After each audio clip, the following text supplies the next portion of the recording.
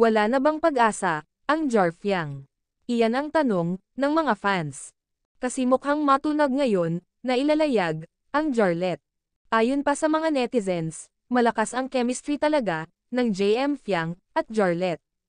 At ganun din daw, ang umuusbong na pinapareha, ang JP Kai. Spotted nga sina JP at Kai na magkasama, at take note guys, yung bag ni Kai, karga pa ni JP.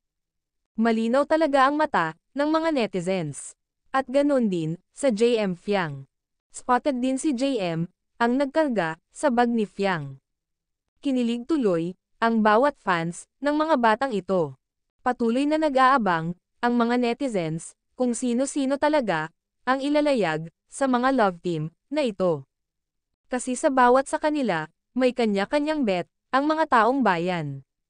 Kagaya na lang, ang pinakamalakas na fandom, ang JM Fiang at Jar Fiang. At ganun din, ang Jarlet at Kairen. At eto pa, ang isang komento ng isang fan. Huwag ka na daw dumagdag sa iisipin nila, Emilio. Kasi, nalilito na daw sila kung JM Fiang ba o Jar Fiang. Oo nga naman, kasi lahat ng makasama ni Fiang parang bagay lahat.